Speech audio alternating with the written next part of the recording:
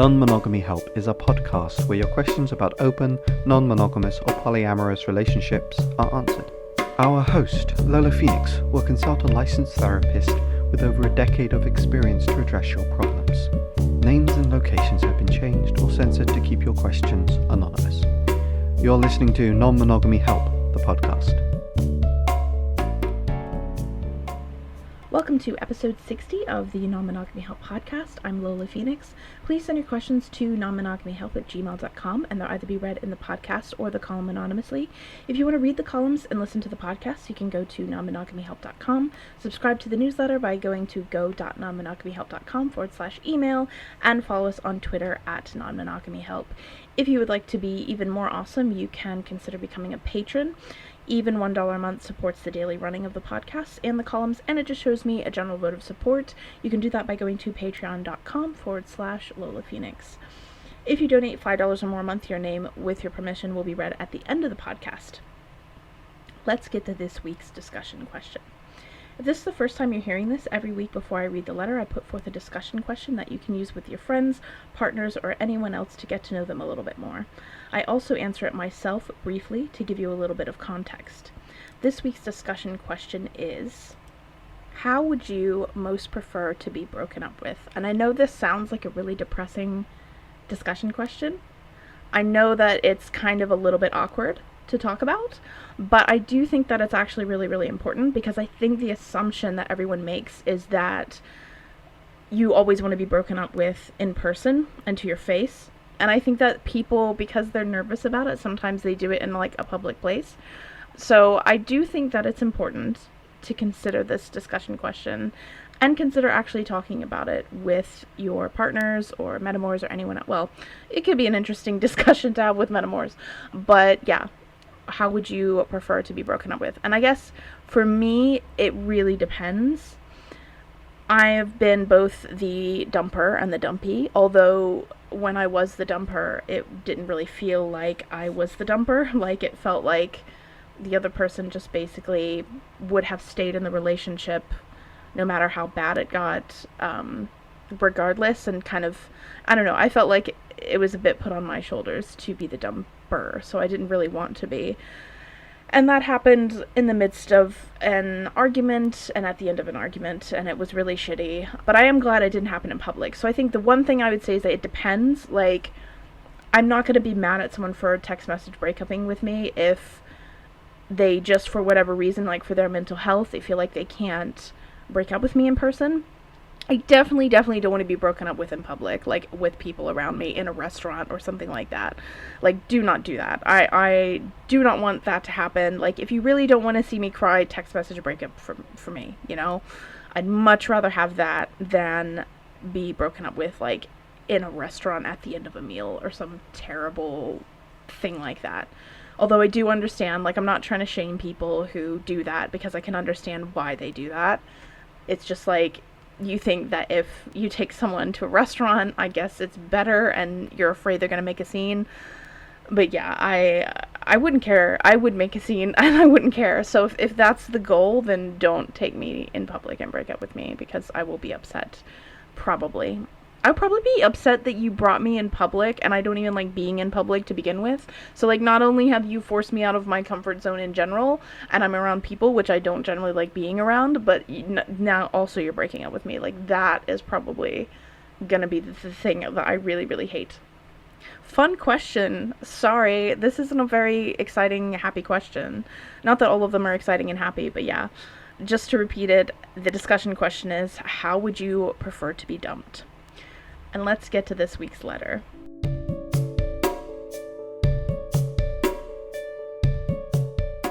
My boyfriend and I have been in a long-term, close relationship for almost 6 years.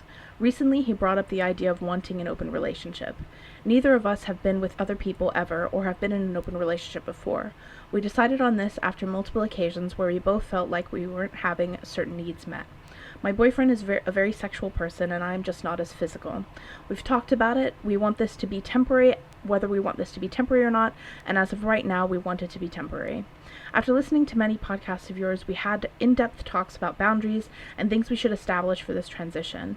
I'm open to the idea, but I don't know the best way to go about this without someone getting hurt. I am not a person who enjoys having casual sex, but I feel this may give us both chances to explore. We both do not want to break up as we love each other very much and we want to have a life together. I guess I'm just asking for some advice on how to transition and other tips that you may have with combating the fear and anxiety that goes with this transition.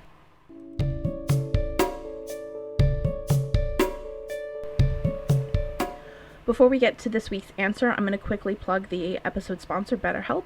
Quite often in a lot of my columns and podcasts, I encourage people to seek a polyamory-friendly therapist, and for a lot of people, finding that locally is pretty impossible, so BetterHelp can be a good option for finding an online therapist. It allows you to find therapists that you can send messages to any time of day, which can also be really useful. It does offer some financial aid if you can afford it, and you can also get 10% off of your first month using the promo code Non-Monogamy Help or going to betterhelp.com/non-monogamy help.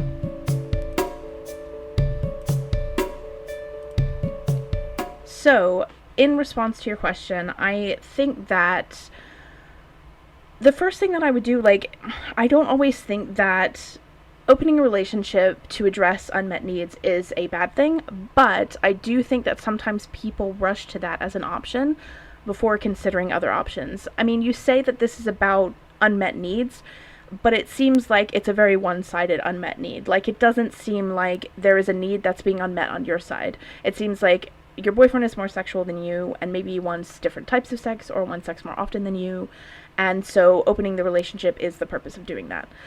I don't think that that's necessarily a bad thing, but the thing that worries me about this is that when you decide to have a non-monogamous relationship temporarily or long-term, specifically for the purpose of addressing an issue, that is going to be a very big and valid reason for you to feel jealous and scared. And it's not to say that you can't overcome that, or it's not to say that can't be addressed, but when there is a specific issue where, and it depends on how you feel. You may be, a person who's like, look, I'm not very sexual. I do not feel emotionally bothered by the fact that you are more sexual and you can have that with somebody else, but it will be a scary thing, and I think that can happen regardless of whether or not you open a relationship or a relationship begins that way. A very good example of this, which I've talked about in the podcast and the columns before, is that I am more of an introverted person and my partner is more of an extroverted person, the partner that I live with, and very early on in our relationship, I was very, very worried about the fact that they really loved going to parties and I didn't really like it so much, and I was very worried that they would find someone who would, love to go to parties, and I would basically be, replaced by someone who they had more fun with. And over time, they did kind of explain to me, look, even if I did find a partner who was interested in parties in the same way I am, you are the partner that I want to live with. You are you have a place in my life. It's not like, I'm going to switch you out or something like that. Now, obviously that helped to reassure me, but I still had that fear. So I do think that when you do open, specifically for the purpose of addressing a need, it can kind of make you, understandably, feel very anxious about being replaced, feel very anxious about the fact that somebody else can give your partner something that you can't. I think that the very real reality, especially in a culture where, monogamy, this kind of, in a toxic monogamy, not just monogamy, but this, if you've lived in the same culture as I have, and maybe you haven't, but if you have, then you have learned that one person should meet everyone's need, and that is what true love is, and that if you're truly in love with someone, then, you never feel anything for anyone else, and this person is perfect and amazing, and you learn that stuff, and you do start to believe that stuff, and for a lot of monogamous people, that learning that isn't necessarily the case, but they can still love and care about their partner, and they can still feel connected to their partner, and they still have a strong love for their partner, is really challenging.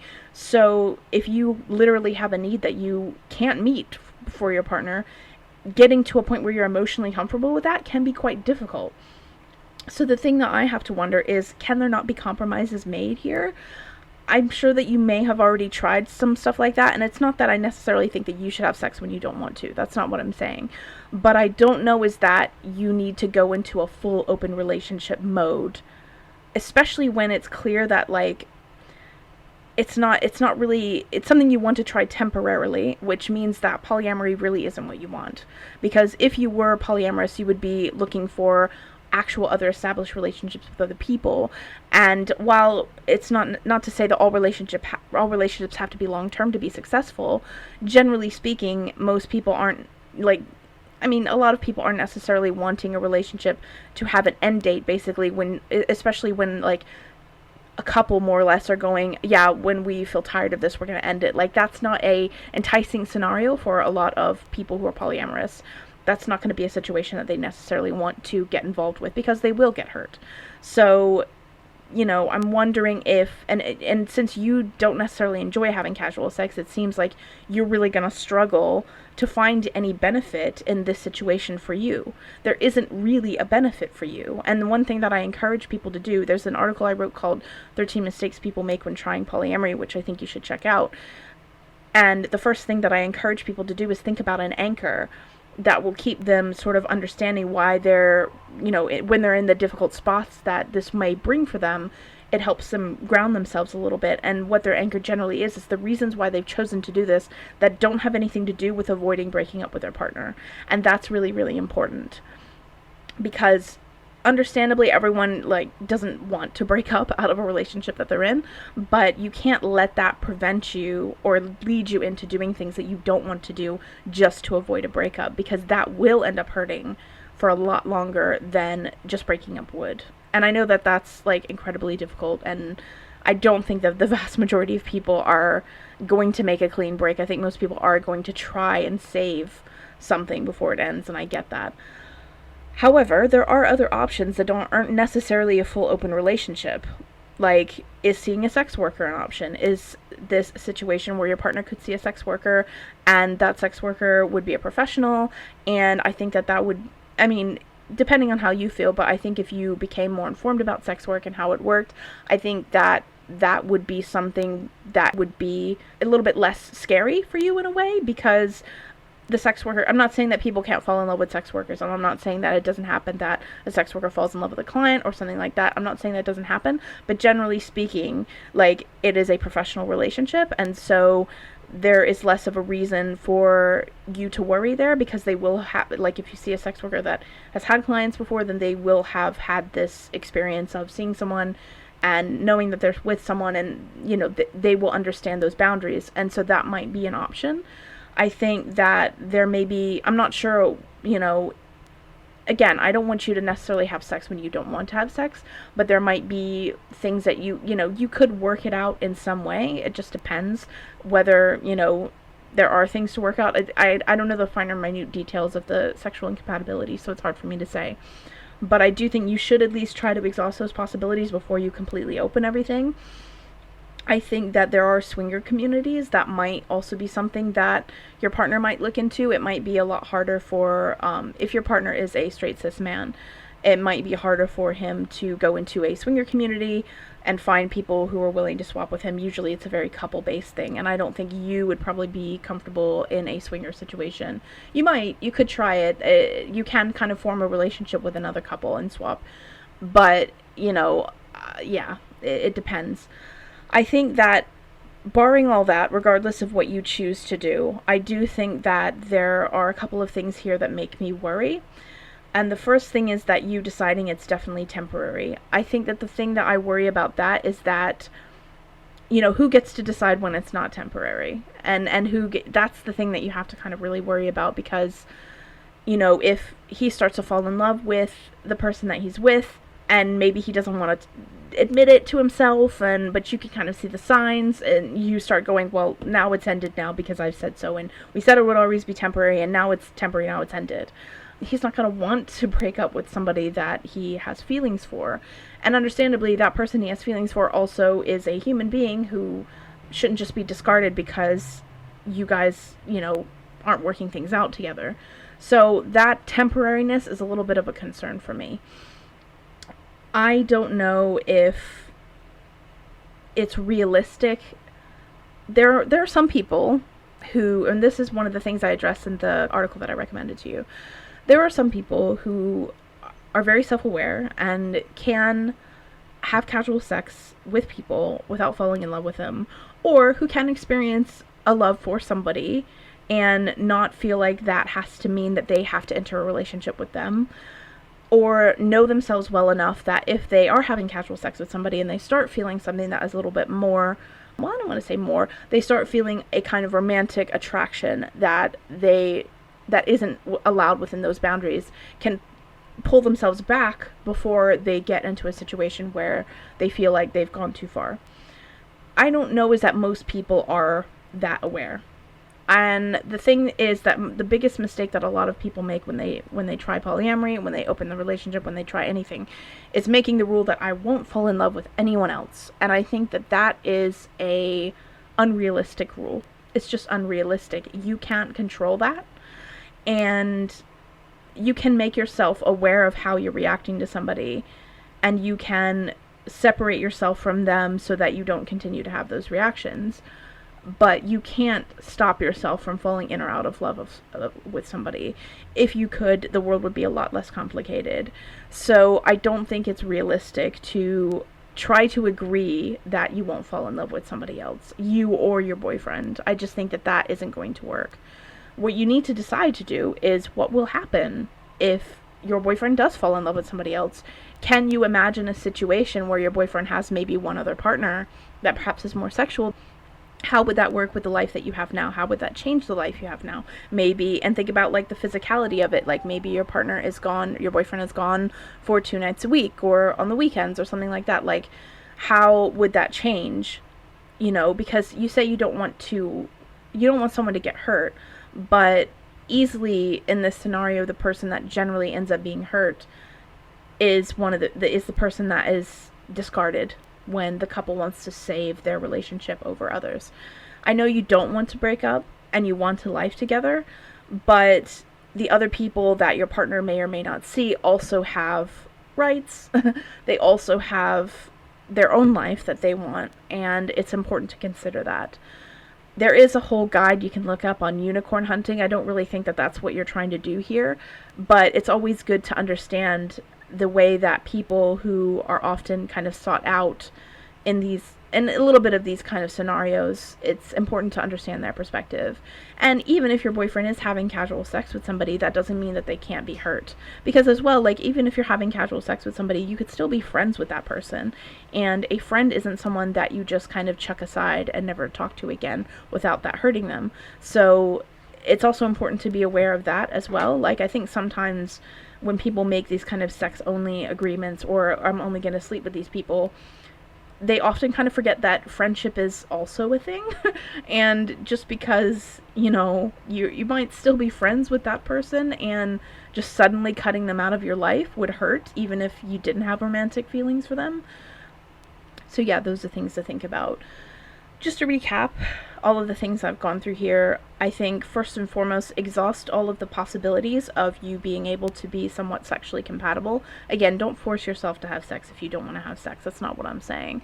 But depending on what kind of incompatibility you have, is there any room for, some compromises to be made at some points? Just make sure you've exhausted that possibility before you necessarily jump to fully opening your relationship. Think about other ways to open, but not necessarily have a fully open relationship. So like allowing your partner to see a sex worker is one option that you can consider.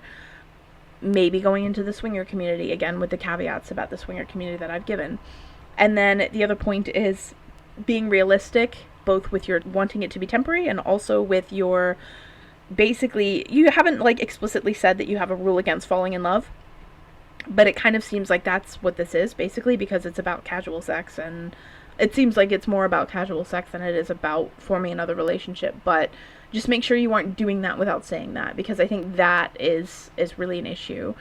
Definitely challenge your kind of assumption within this dynamic that, or at least make it very clear to any person that you or your boyfriend does get involved with, that you do have a hierarchical dynamic, so they know if they want to get involved in that or not.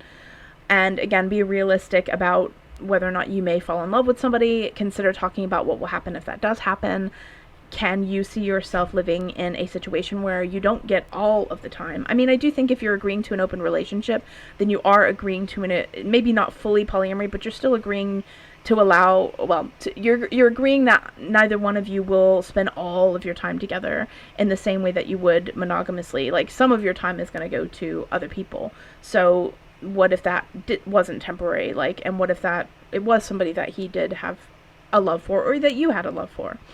And then, last but not least, check out the 13 mistakes people make when trying polyamory article that I wrote. I think that has a lot of stuff about grounding, a lot of stuff about the kind of rules that people make without realizing it, sometimes realizing it when they first start polyamory, and that might help you out a little bit there. So I hope that helps, and good luck.